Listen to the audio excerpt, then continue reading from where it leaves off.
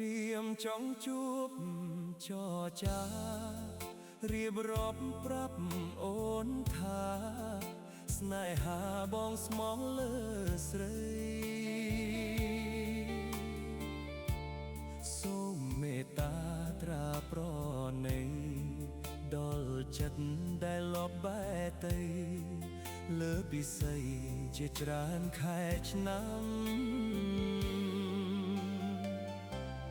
អូនដឹងទេពើអើយយប់ថ្ងៃបងគេងព្រួយខ្លួនមួយយល់តែក្រៀមក្រំ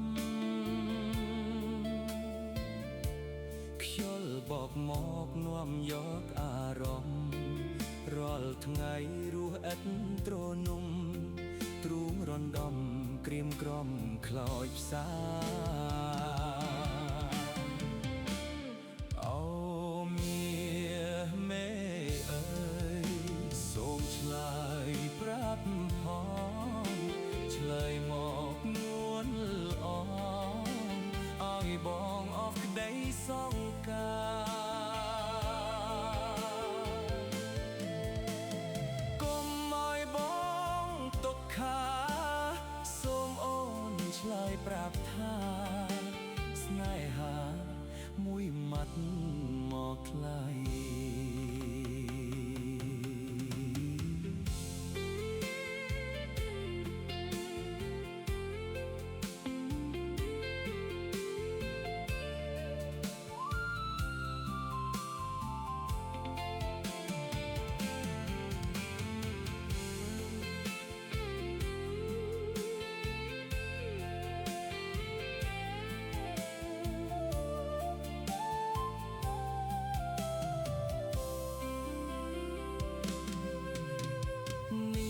ជាគ្រាបញ្ចប់សូមអូនឆ្លើយប្រញាប់ប្រាប់មកពីស្អីស្ម័គ្រមិនស្ម័គ្រក៏សូមស្រដីកុំឲ្យបងព្រួយរីងរៃដោយសារស្រីមិនតន់ឆ្លើយបងសូមឆ្លើយប្រាប់ផងឆ្លើយមកនួនល្អឲ្យបងអស់ក្តីសង្ការកុំឲ្យបងទុក្ខាសូមអូនឆ្លើយប្រាប់ថាស្នេហា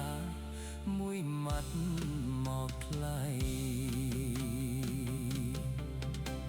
ស្ម័គ្រនឹងស្ម័គ្រក៏សូមស្រដីកុំឲ្យបងព្រួយរីងរៃដោយសារស្រីមិនតន់ឆ្លើ